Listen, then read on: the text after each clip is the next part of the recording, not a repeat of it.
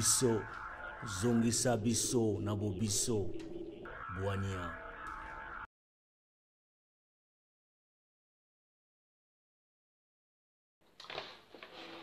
Bonjour, bonjour, mbote la bandeko nyonso. Bandeko oyo balingi ko bobiso. Bandeko baza connecté na bobiso, bolandaka biso. Lelo vraiment na lingala to ba na frangala parce que de temps en temps ba moya français pe kokota pour que to partager encore ba pensée oyo to za ngoya ko partager. Parce que je vais dire le mal au tozana ya kobundisa na kati ya mboka Congo ou bien na mokili d'une manière générale, il est tellement énorme. Naza ko estimer que toutes les personnes oyo nyonso aza mwana ya mabele ya Congo ou aza mwana botami na Congo aza na droit wana ya koloba pe ya kopesa oye point de vue et na banza eza na cadre wana peke biso pe totelemi nga pe na lobia na boya na solo na bandeko to pesa pe point de vue na biso par rapport ya makambo ezele kana mboka oyo pe quelque part azo se plisa biso te même soki o na goloba eza pas forcément oyo yozo penser mais est-ce que faut comme un ennemi? Je ne pense pas.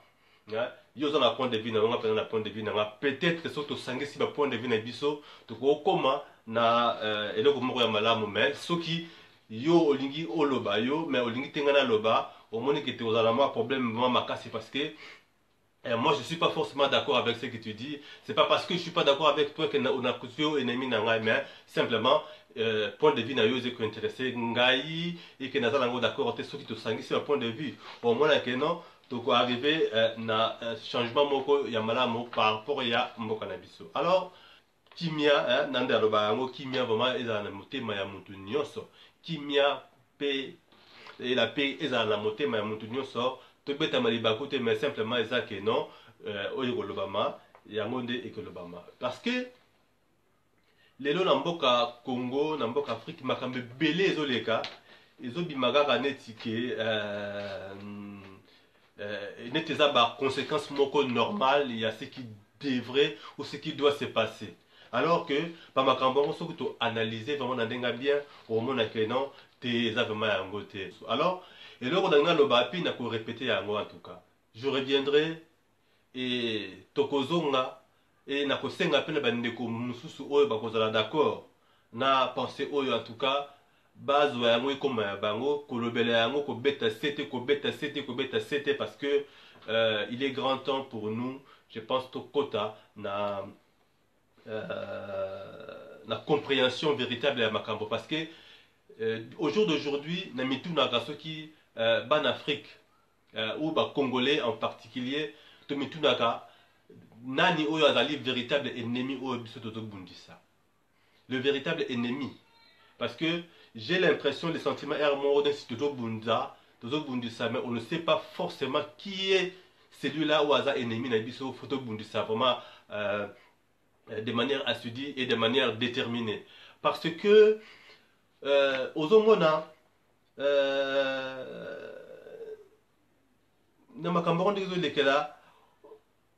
on a l'impression que Mutu to photo bundisa réellement azaneoana mais nous on préfère je sais pas faire diversion ou aller combattre ou aller s'attaquer à celui qui est à côté alors que le problème véritable ils en à gauche bien ou ils en a yo aussi bien on peut bien véritablement mais c'est ça en fait qui est réellement ton problème et c'est là justement où je me demande est-ce que Congolais zali koyeba nani ou yaza bundisa contre qui est-ce que nous sommes en train de nous battre pour que nous puissions vraiment très bien affiner aussi notre combat de manière à mener les bons combats et à arriver la victoire oyo et ko sepelisa non seulement biso mais oyo ko sepelisa ba oyo bakoya et puis ezala vraiment malamu pona avenir ya biso pe ya bana na biso oyo bakoya ko landa biso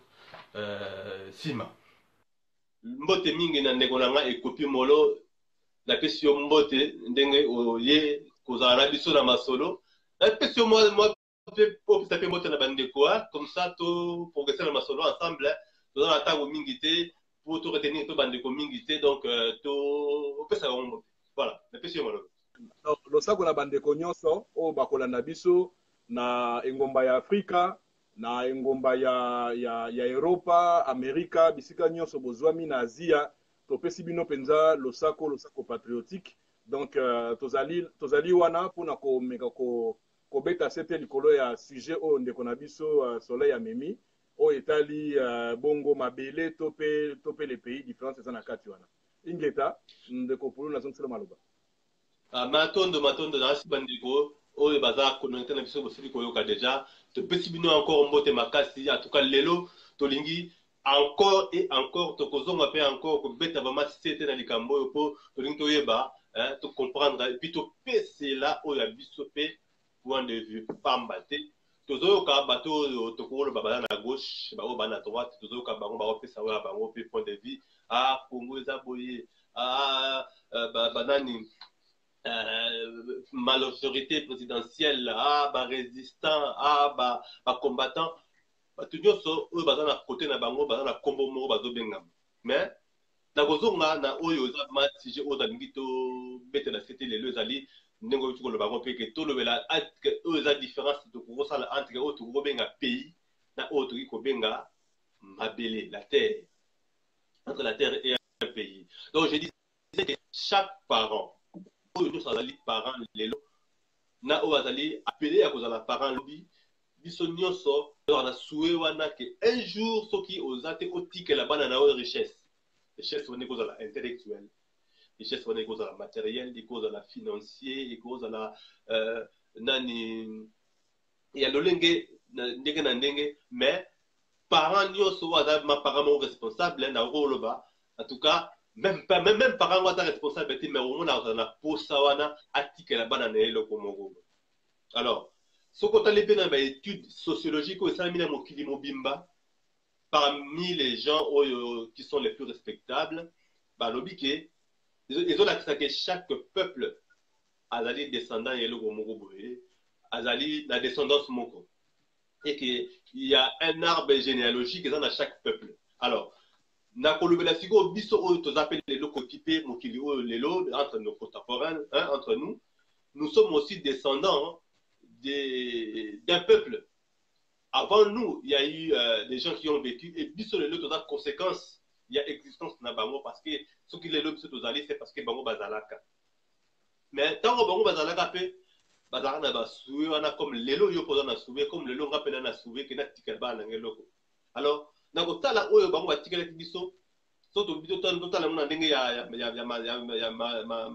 kati to mona que non ba oyo ya biso ma ba so dans le bi ba parents na biso te mais ba grand-père ya ba parents na biso batikela biso oyo to robenga mabele to benga zamba to benga na ba mai et donc bango batikela biso yangwana et vie na biso normalement il fallait que ça la tourner autour de ces trois éléments là. Ces trois éléments-là, il y a une base au biso de vivre en ango. Il y a une des qui souhait au bango batique les biso, mais l'élo au yotoloba, to commis na situation mogo oyo que tozo vivre na volonté sous-souté oyo il y a ba parents oyo wana. On les allait constant. Mais avant tout à la mozindo non d'abord oyo, ndeko na copie par rapport il y a richesse oyo ba parce que les biso. J'abonde nazo binyata sete likolo ya eloko wana. Effectivement eloko biso to hérité ya makasi na ba papa na biso to na ba koko na biso ezali justement mabele cet espace vital to pe territoire oyo batikeli biso na kati kuna tozali na mupepe na kati kuna tozali na mai ndenge olobi wana tozali na bazamba tozali na mupepe ezali lokola climat oyo bapesi biso et climat wana nde mutu ezosala ke biso tokozala oyo biso tozali parce que bamipepe keseni selon dépendamment bamboka lelo awa toza na Amérique du Nord mupepe awa eza mupepe te ke bato baki kobika libanda mais mupepe oyo eza epai na biso eza mupepe oyo bato bakoki kolala même libanda ozo comprendre bato bakoki kolala libanda donc mupepe na mupepe to mabele na mabele espace vital oyo bozwa héritage ezali koconstituer tout un paradigme oyo ezosala ke peuple oyo akoka koévoluer na kati ya héritage wana oyo bazwi yango justement na baye na bango. Je suis tout à fait d'accord na eloko wana olobi nazo abonder na sens wana ingeta. Alors soki ngana yo toza d'accord na eloko wana donc tokopusana parce que na banda eza likambo kaka ya ngai na yo te mais eza likambo ya oyo bakolanda biso et que chacun veut aussi se poser la même question par rapport à la descendance oyo ya biso tozali lelo eloko nini oyo bakoko na biso oyo ba arrière parent na biso bapesa batikela biso comme richesse biso tolobi ke ezali mabele ezali zamba pe ezali nani ba mai. Alors normalement vie oyo ya biso c'est-à-dire que notre quotidien fallait qu'il ezala tourner autour ya ba trois éléments wana oyo ezali zamba nde yango ezali mpona biso oyo nango nazobenga ko pharmacie parce que yango nde mutu bakisi oyo nyonso ya bokono tu tokoki kozala nango boye eza na kati ya zamba yango nde pharmacie oyo bango batikela biso mpo bango moko mpe base soignaka na kati ya pharmacie wana e na kati ya nani ya mabele yango nde oyo fo biso tolia na kati yango parce que nyonso oyo bato baliaka nyonso oyo tokolia ekouta nde na mabele ndenge baliaki ndenge bango base nourrisaka parce que ya eloko moko esalamaka ndeko na ngai ekopi ke lelo lorsque to réfléchissaka par rapport makambo ya Congo to bandaka go toujours na sens moko ya na kolo bango aliénation ya sens que to bandaka histoire na biso comme si que na 1960 ou histoire na biso bandaki à partir ya Ratia Négrier et bandi wana ti kino to komi lelo nzokande ko zala la biso et banda quand même depuis kala et sikoyo to komi ko vivre na ba volonté mususu volonté oyo première ya ba oyo biso to descendant to tia yango pembeni to komi ko bikela to komi ko aspirer to komi ko bunda na oyo ezali ya biso po na ko talela ndenge ba koko batikili biso za mabele pe ko talela neti oyo to benga la terre oyo to benga pe pays il y a eu de frontières comme les pays aujourd'hui. Mais contrairement à un pays aujourd'hui, celui qui est en face de la frontière est un ennemi potentiel. Alors que, dans le sens Yamabele, où Azali en face, Azali Ndekonangai, pour ici, quand tu vas Fanda, Yepa Bali, Bana famille Koli, Abango Bazui, Baki Fanda à côté, ça les mots comme Soukou dans Mabele Oza en face de Bisso. Donc, Oza, on a un Neko. Ba relation de la relation ya bandeko mais lelo to komi na ba système ya kotambola ya système ya pays alors to dit que pays ezali volonté ya ba parents ya ba o mususu ndenge na lobaki sociologiquement chaque peuple est descendant d'eux. Alors il y a un peuple dans ce monde qui sont aussi descendants o ba parents na bango pe ba tikelaki bango volonté wana ya kozala na ba pays mboka o ba kata mike ba ba frontière ko bunda bango ba mesala ki bongo mais lelo to tiki o ya biso richesse to komi ko richesse o ya bango kotamba la lolenge o bango ba to pesa la biso ngana suki no wana bi tikeli yo pe o pesa. Oui, matondo ndeko na ngai Soleil Pululu na bandi oyo osali un peu différence entre deux paradigmes oyo eza na kati ya eloko babengi pays na paradigme na eloko biso tozo comprendre comme mabele. Eza important parce que bandeko mingi o bazolanda biso sujet otango to bandaki yango semaine passée pardon na bandeko na biso l'autre ndeko alekaki liboso.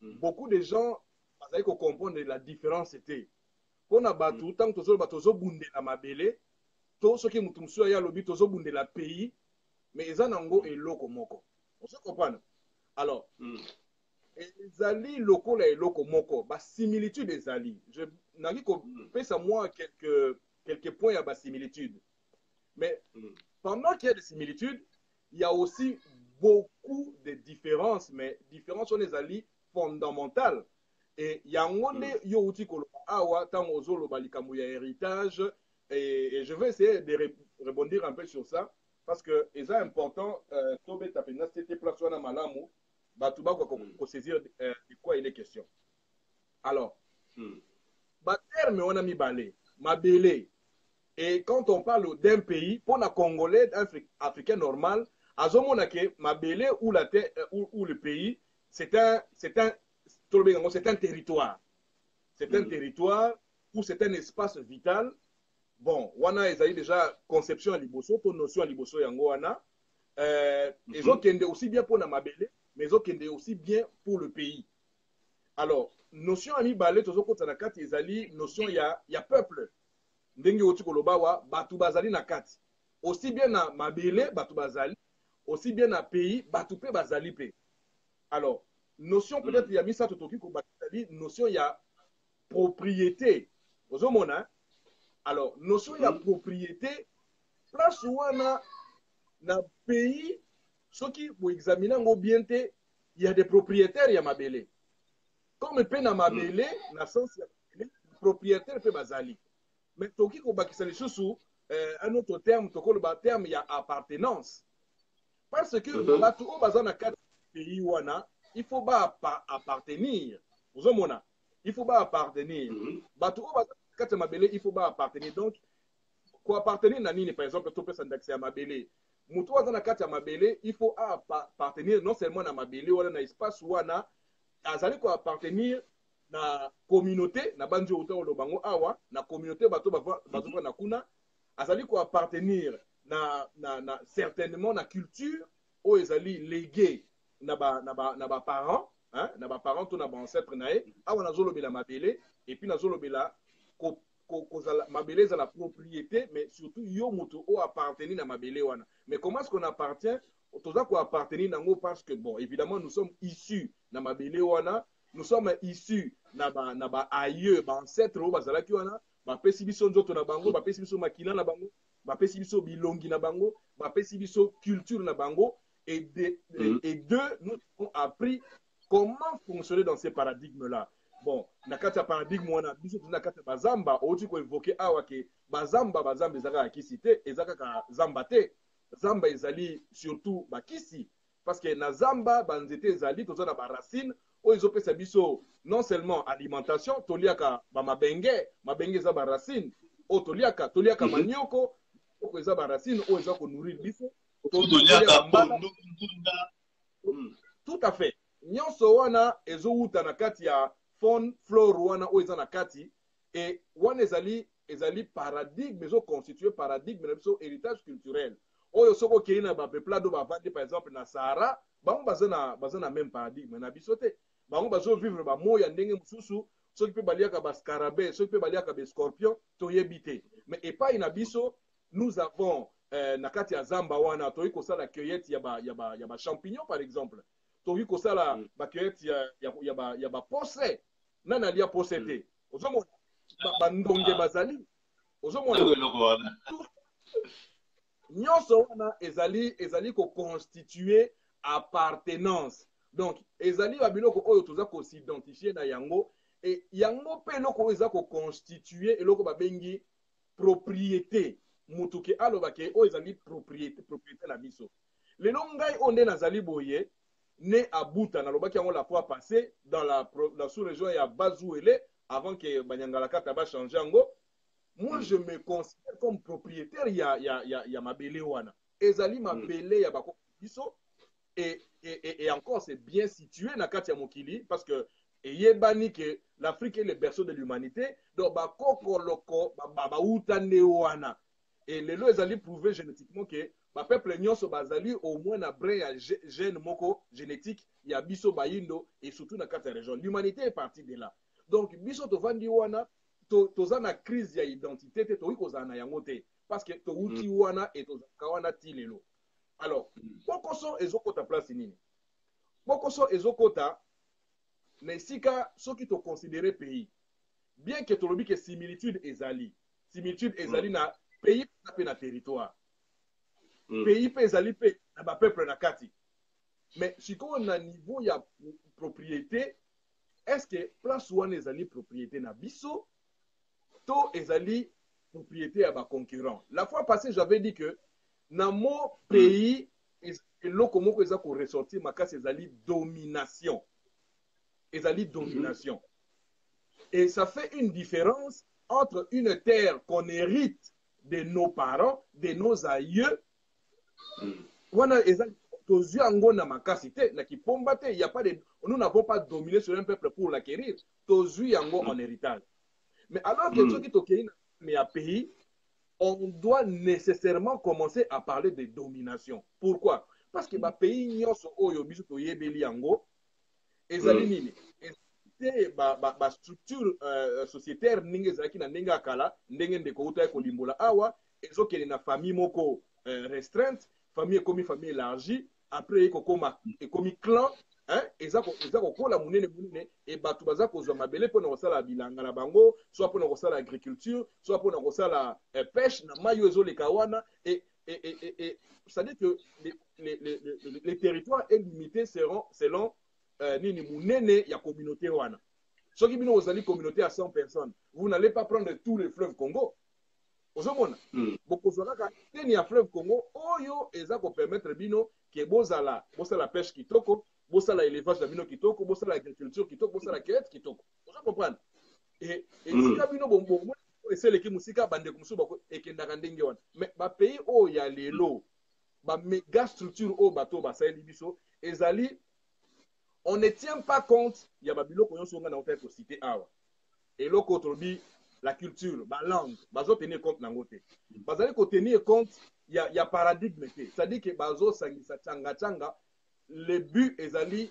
tozwa espace ya mabele ya munene oyo ezo pesa biso ressources naturelles et mais aussi ressources humaines parce que baki kosala bino mabele yango pe mboka pays je veux dire pays yango ezala ngona ressources moko te naturelles mais bino batu boko koma oyo une ressource humaine pour na kosala bango mosolo ozomona et quand je parle de domination il faut toyer que histoire des hôtels sabiso que pendant les 2000 ans au Esili en 2012 le monde était soumis sous la domination gréco-romaine.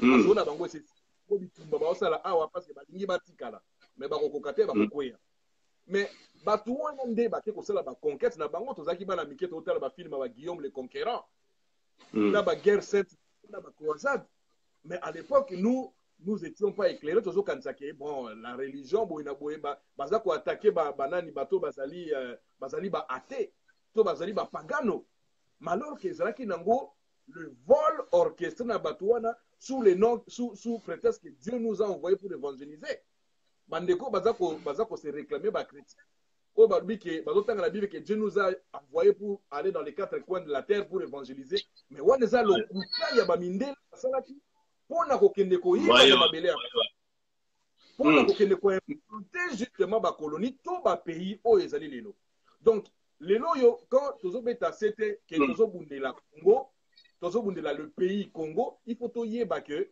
bakoko na biso bango basali pays Congo na configuration ndenge biso to yebeli yango lelo te ndenge tozobundela te eloko wana ezali ba impérialiste vandi na 1980 nde ba dessiné yango na objectif moko bien précis ressources humaines na ndenge nini soko zongi na ba 19e siècle le roi Léopold II aye wana ayibi tout bakati bakoko maboko pourquoi parce que il a besoin ya batu wana ba ke menela 10 kg ya caoutchouc pour na ba ko sala ba pneu bakene kosala ba pneu lelo Ford komi nini na industrie automobile et komi loka munene c'est parce que notre pays bakoko na biso bakata maboko soko sali erreur okei basenga ki 10 kg yebo 9 kg mais liboko mo ekei boko ekei eloko ezangi bakati liboko sur maboko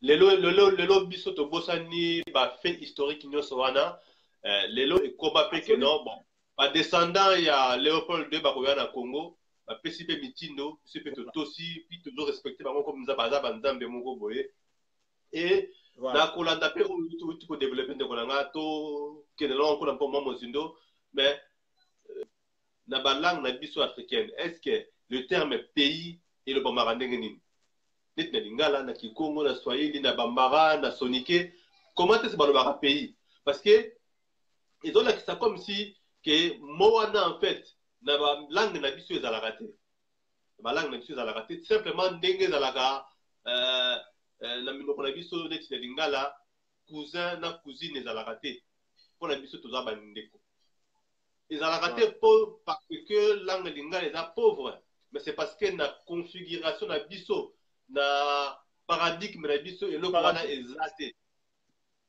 eza pe lokola na kopesa exemple so tolobi tozwa na balangue nyonso ya mokili so tolobi toexprime le fait ke eza butu te eza moi te omoni ke ezala oza na français ezala lingala ezala anglais ezala n'importe quelle langue moi oloba ngo eza te parce que naturellement la chose n'existe pas du coup vocalisation wana boye na aucune de langue eza koexister donc eza mpe komema sikoyo eloko moko biso lelo tozoloba bapays na minoko na biso boye okomona moye toloba ngo ezali te mais na kotala sikoyo lelo de manière concrète tozovivre na configuration ya oyo ebengami pays mpo tozali koluka démocratie comme si soki lelo Congo ekoti na kati ya démocratie ou bien pays moko ya Afrique ekoti na démocratie makambo ebongi alors que soki totali na mokili il y a aucun pays oyo tokobenga ngo démocratique même soki balobaka bapays ngo démocrate ya démocratique eta mais sur le fait tobimi mpe mingi tozofanda na bamboka ngo tozomona ke démocratie wana oyo balobaka eza vraiment yango te toza na basystème ya kosala baélection nayebi te pays nini yango ya Afrique oyo kobanda ba 1960 esala baélection ya bien ki baponi mpe nani président na bango mboka ebongi nayebi te soki mboka wana ezali nayebi te mboka nini oyo ezali na configuration politique comme en Occident oyo bazali na président bapremier ministre baopposition basociété civile et puis likambo oyo ezosala mpasi nde eza susu ya bareligion oyo eye kopesa biso encore mpasi makasi oyo lelo na Congo ekomi ke donc tozo kogérer nyonso par la religion alors wana vraiment fo tobetela yango sete eyokana malamu position ya ba oyo pe baza kondimela eloko mosusu ke oyo baza kopropose biso lelo na kati ya mesa l'intérêt ezali penza te komema confusion parce que soki bato bacomprendre biso te bato bakoki kotombe na erreur ya kopense ke tolingi tomema confusion na combat oyo bato bazosala e biso nyonso tozosala je pense qu'il est bon ndenge bachrétien balobaka il faut combattre les bons combats. Ezali na danger moko makasi soki lelo oyo tozali engagé na combat oyo ya pays parce que ndenge na oti koloba tout à l'heure awa batu oyo basali structure to méga structure oyo babengi yango pays quand on parle de structure eh ben il y a réellement une structure oyo ezali ko gérer eloko wana evanda et tant bango basali structure wana bango basalaki yango comme je dis awa pona intérêt na bango intérêt ya pillage et ezouta na ressources humaines ezouta na ressources naturelles ezouta na ba aspect ebele ozo comprendre ezouta pe sur le plan culturel tant ba supplanter culture na bino biso lelo oyo j'avais parlé d'appartenance na ndenge na cadre mabele na ba société traditionnelle na biso toza na ba langue oyo biso tozoloba mais tangu lelo oyo langue na biso esalaki ezali appartenance ya mabele ya espace wana bango baye bateli bino français mais ezali langue bapaya mais tangu lelo biso tozoloba siko langue ya bapaya tozwi yango langue nationale mais tozoloba ngo na cadre ya mabele na biso te tozoloba ngo na cadre ya pays oyo bato wana basalaki baye ko imposer culture na bango mais qu'est-ce que ça fait ça propulse ces peuples là lelo oyo français eza mboka moke par rapport à Zaïre mais France est comme Bakissi ba Brazzavillois, ceux qui 3 millions, au Bakissi ba Gabonais. Alors, ekomi eloko ya munene bakomi ba superpuissance sur le plan culturel bakomi kotambola basala babilo na bango ba francophonie wana alors que biso tozali na plus de 450 langues oyo tokokaki kopropulser donc tango biso tozobundela pays tozaka kobundela pays te ndenge tozokanisa na mutu territoire mais ezali toute une structure et structure wana ezali composée na 7 éléments nalobaka yango toujours na kati ya ba 7 éléments wana ezali la politique ba dirigeant to ba mindele ndombe o batieli biso wana bakamba biso pour l'intérêt ya bato wana ndenge nini pour l'intérêt ya bato wana parce que bato wana batie système na bango politique babengi yango démocratie. Démocratie, c'est un système qui n'existe pas. Ça n'existe pas. Nulle part dans le monde qui est dans la route. Il y a un concept mon vide, il y a un pépé. Un pépé où est dans la route. À la place, il y a démocratie, il faut plutôt parler d'oligarchie.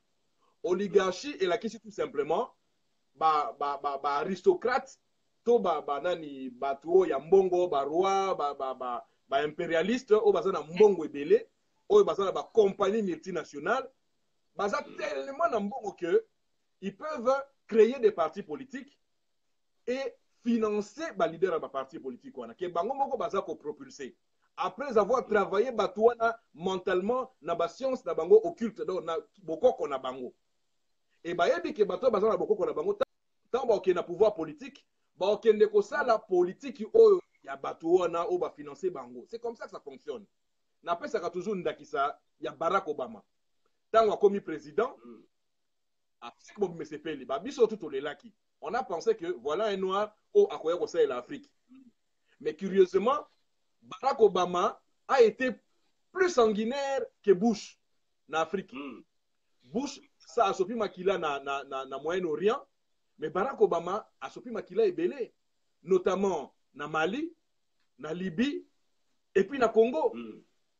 Et na Congo, makine sopani na Canada.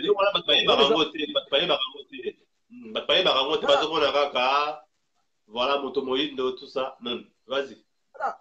Bon, est-ce que lui n'était pas au courant d'un génocide il y a 12 millions où c'est passé dans la région à Grand Est? Mais si, à Ebakiango. Mais pourquoi il a fait? Il y a Zali africain, Tolobaka. À salité, parce que les gens qui l'ont financé, ezali batuloko là-bas Soros, ezali batuloko là-bas Maurice Tempelsman, ezali batuloko là-bas Miyibi Oyo ou Autokufa Rockefeller, Rothschild, anglo-saxon, tous ces voleurs-là, bangonde ba financaki. Alors tant ba financer yo pour un petit peuple, yo monique ba petit peuple monique yo penda prêtre, mais pour la bango ozana yo un garçon de course. Si ko yo place ou na bokolo ba démocratie to ezali oligarchie parce que oligarchie ezali bato bazana mbongo bazali ko contrôler ba parti politique à un moment donné ba financer parti ya démocrate côté kuna ba financer ba libéraux ba teli bino des candidats ba bengi bino peuple boya ko voter bango ceux qui vont voter ba libéraux eux ils contrôlent toujours ceux qui vont voter ba démocrates eux ils contrôlent toujours donc bango baza ko se retrouver toujours donc démocratie ezalaka un leurre bazo buba biso so okay na France c'est la même chose. En France, c'est la même chose. Il y a eu ce type-là au de Hollande. Avant comme président. Alors, il n'a jamais considéré ma comme dictateur. Mais aussitôt, comme président, dépêcher en Afrique à qu'il légitimer Hippolyte Kanambe dans le cadre il y a conflit au électoral.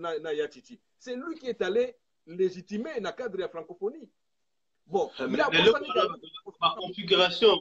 configuration justement du pays, la bande, biso congolais dans te comprendre même lorsque tu vois ceux-là qui sont entre guillemets renseignés, mais tu dois comprendre des karaté ennemis autour.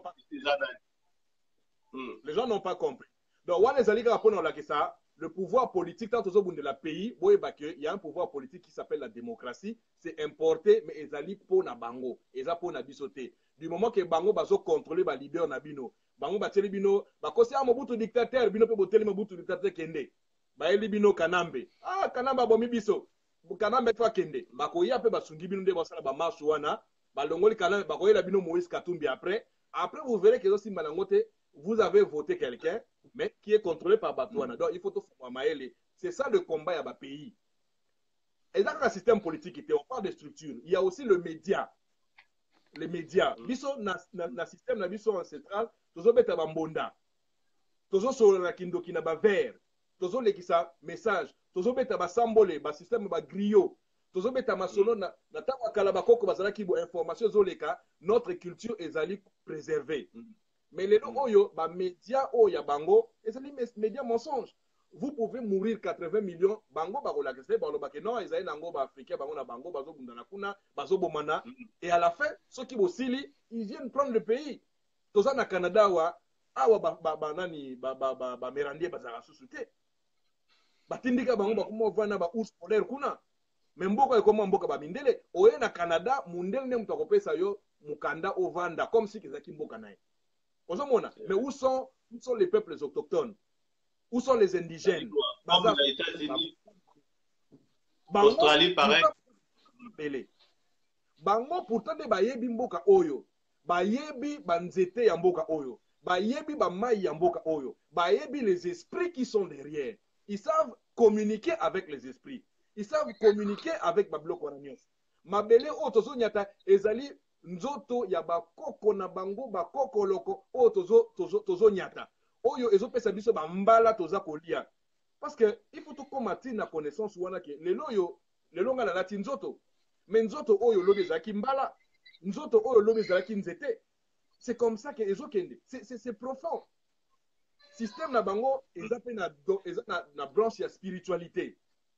Ndeko solaire awa spiritualité peut ezali un autre système na kati ya structure wana. Mais il faut la spiritualité ezala oyo ya biso. Nalobaki que esengeli to salela ba solution moko spirituelle parce que ba solution spirituelle to explorer ngona no mingi te. Et nalobaki pe que solution spirituelle ezali oyo ba chrétien to ba arabe to ba bazo salate ba raka bobo ba prière ba jeûne to ba non, ce n'est pas ça du tout. Je disais que mais sikoyo dans ça la moi parenthèse dans le moto na ba les spirituel justement. Voilà. Dans la religion, il y a une partie de spiritualité. Quand tu parles de la spiritualité, de quoi s'agit-il? Est-ce que vous allez est-ce que vous allez voilà, c'est ça la spiritualité. Bon, c'est-à-dire que nabobiso spiritualité ezali très lié avec la connaissance. C'est-à-dire que et la connaissance ou ezali connaissance ya mokili, le cosmos d'une manière générale. Connaissance wana ezali pe connaissance ya mutu. Mutu oyo azali partie intégrante ya cosmos pe.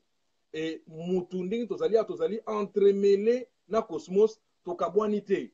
C'est-à-dire que mokili eza libanda te biso toza boye to toza na kati na mokili te yango eza lokola libanda na biso non. Toza biso sesika moko tozo sala un tout. C'est la réalité, on a il faut tout comprendre. Alors, ce qui au comprendre connaissance na niveau wana, bon, en spiritualité si on veut, on peut appeler ça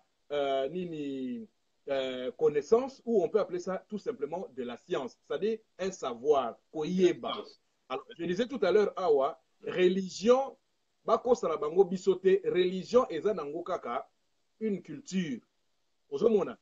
Si baelibiso religion chrétienne, c'est juste une culture, il y a batumoko baelibiso ba imposer biso tout amour nango. Et on appelle ça qui est juste un aspect, il y a culture na bango o ezali basé sur l'individualisme. Les autres fois na poto to dit que ba mindele basa ba personnage moko très individuel. Terme monsieur ezali égoïste, égocentrique. Vous comprenez hein? Voilà. L'égoïsme c'est-à-dire que ngai. On ezali culture ya batuana. Et kibo culture wana yangonde ba libiso na religion voilà j'avais dit tout à l'heure awa que na religion wana bazali ko promouvoir individualisme, le salut est individuel donc makambutu ezali yomoko et ça transparaît na batu oyo na culture na batu oyo lelo yo to koma chacun pour soi na Congo total sur l'intérêt général ya batu te ba politicien na biso batala bien na bango ba pasteur batalaka bien na bango mais ezo uta na kati ya individualisme wana cette culture-là que nous avons adoptée.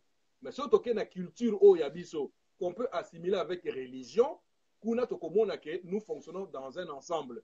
Et ensemble, et ce n'est pas arrivé seulement comme ça. Selon la connaissance, il y a Cosmos. Parce que Cosmos, justement, il fonctionne toujours avec l'ensemble. Ozomona, topesi ndakisa lokola, sotozu lokola, Galaxie Nabiso. Galaxie Nabiso, c'est un ensemble de planètes, oyo ezali ko pivoter tout autour d'un noyau qui est le Soleil. Ozomona eloko ndenge ezalaka. Et bango baye koli mokili ezali et baye ko fonder société Nabiso sur ba règle ya mokili ndenge ezali. Alors, si on appelle sa réponse solution spirituelle qui cause la nini. Il faut toujours ndakisa na comment est-ce que mokili fonctionnaka. Mokili fonctionnaka nini. Mokili fonctionnaka surtout aspect ya problème autozanango. Tozana bokoso. C'est-à-dire que ba paya baye ko dominer biso. Donc, tozali ko utiliser la règle o babengaka dualité to ya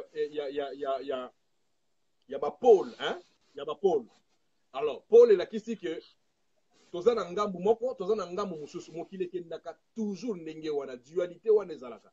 D'un côté ozana malili, d'un autre côté ozana moto. D'un côté ozana mwasi, d'un autre côté ozana mobali. Omo ndenge kendaka. D'un côté ozana butu, d'un autre côté olingo lingate mo il faut etambola toujours et mona toujours. Donc nini ba wana ezali et dualité wana ezali. Biso c'est que nous devons apprendre. Ezali ke biso il faut tokota na kati ya sagesse wana mayele wana bandeko nyonso oyo baza kubunda bitumba il faut pas to vanda to ndima domination oyo bato bayeli biso parce que tant on limite domination wana tozali ko salela déséquilibre or ceux qui bo saleli déséquilibre bo sali malamu te il faut to sala équilibre c'est à dire qu'il faut to sala rapport de force to tombola pona to mema équilibre wana moko moi eye moko butu eye donc nazo pesa kaka moi ba image pona bato ba ko sosola mais concrètement na bitumba na biso eza ko se traduire ndenge nini concrètement na biso ce qui peut dire soit règle universelle ou to ba loi universelle ça veut tout simplement dire que bato to na poto to bato baza na kati ya Congo il faut to comprendre que déséquilibre l'équipe mingi il faut to boya déséquilibre wana de manière à ce que to zongi s'équilibre et ce qui to boyi déséquilibre to zongi si équilibre biso to saleli sikoyo loi ya nature to saleli loi ya nature donc to zali na raison ya kosala yango batu o basali déséquilibre o batiki déséquilibre vanda bango baza na tort ozo comprendre c'est-à-dire que le cosmos mokili oyo ezali na conscience eza na mayele batu bakobenga ngo eza nzambe eza nango mabete ko considérer ngo ndenge wana le cosmos to mokili oyo ezali na conscience akoyeba ke ba oyo basali mabe ba oyo basaleli ba règle universelle ndenge sengeli ezala donc biso na poto ngai nazali ko suggérer toyebi ba adversaire na biso très bien et biso depuis to bandi to lakisi que basaleli biso système moko na mboka méga structure comme nango pays oyo ezali propriété ya batu wana propriété o baye ko déposséder biso na héritage na biso bazali ko konza biso économiquement parlant bazali ko dépouiller biso éducationnellement parlant bazali ko teya biso buzoba sur le plan familial bazali ko dépecer ba famille na biso ba famille ezali éclaté to perdre ba structure to perdre ba valeur sur le plan artistique bazali sous la capacité ya ko refonder ni na biso te on nous a tout imposé nous ne créons plus il n'y a plus rien que nous sommes en train de faire. Makuku matato ezaki système politique na biso ba imposer biso démocratie oyo bango baza ko gérer à leur plein gré. Média eza média lokuta sengeli biso to mettre stop na yango. Mutu akosale la biso te. Ezali kaka biso to comprendre que nous avons le pouvoir en tant que peuple. Ya ko telema et de dire non. Nous devons nous dresser comme un peuple devant Batouana avec du courage. Et leur dire que mabe o bino bozo sala to yebi ke bozo sala tala mabe o bozo sala il faut to yebisa fara mabe o bango bozo sala il faut to yebisa bango non et là nous allons créer l'équilibre mais pour le moment et là on dit to sala to sala na l'équilibre on a été pour le moment tozali na somo ya bato wana. Pour le moment tozali na kobanga bato wana. Pour le moment tozali na kosala hypocrisie vis-à-vis ya bato wana. Et ezopesa biso force te. Énergie kanda oyo tozala nango tozali kozwa yango tozokende kopesa yango na sima ya ba leader. Tozali kokende kopesa yango na sima ya ba leader. Oyo ba leader wana oyo tozobenga bango ba leader. Donc sono na ndio malamu.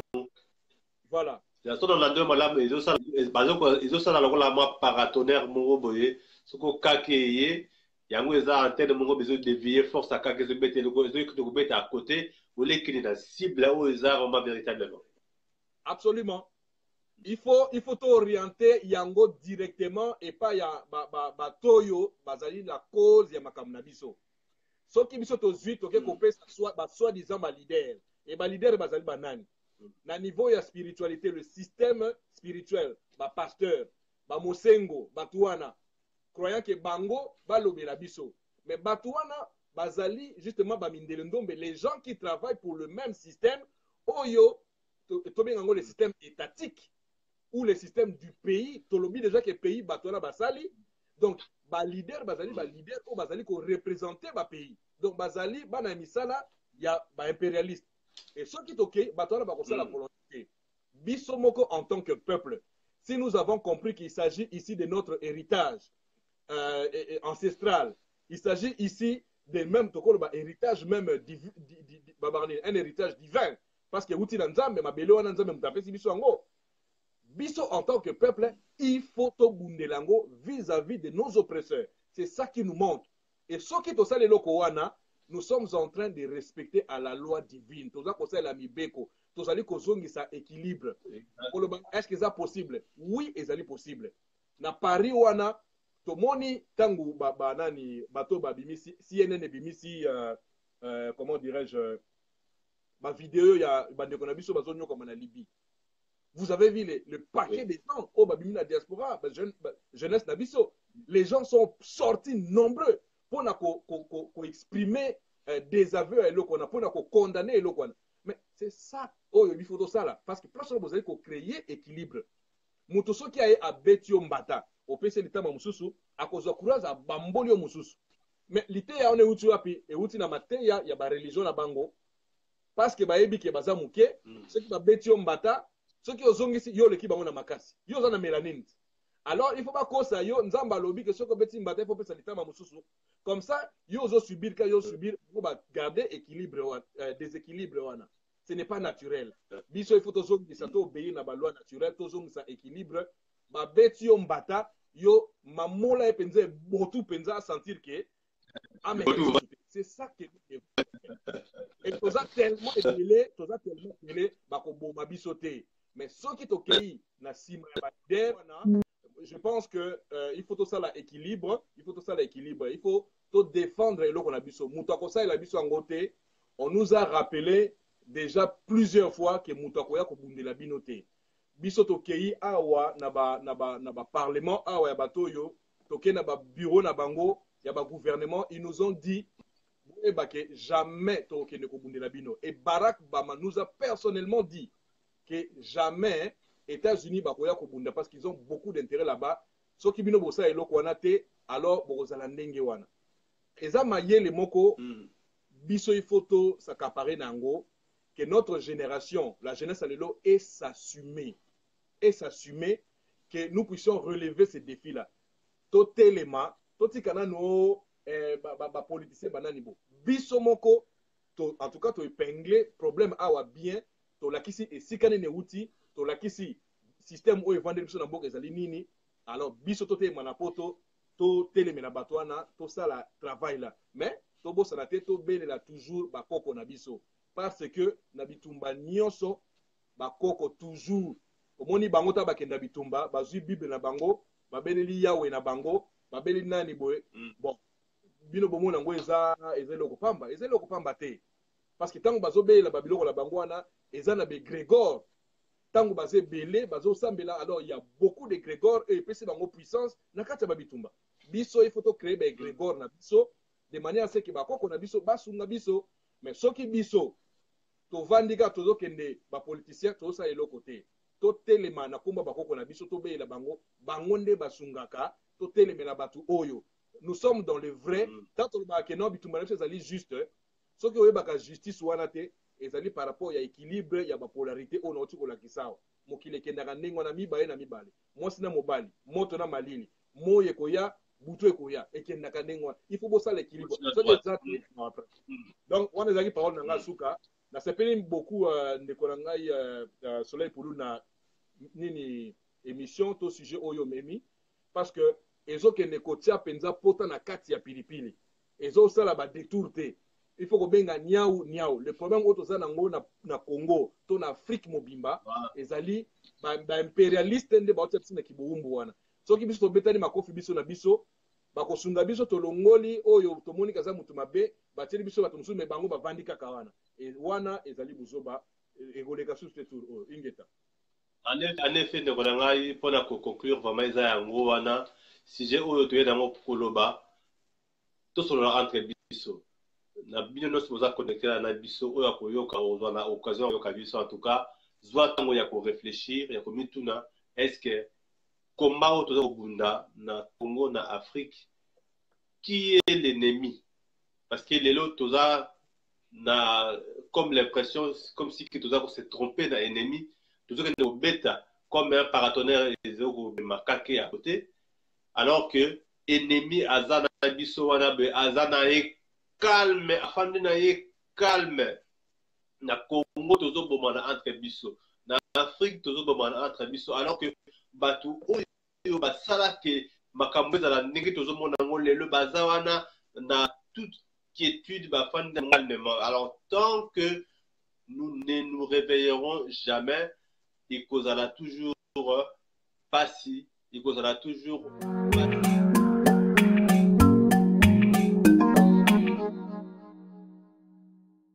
Biso zongisa biso na bobiso Bwania.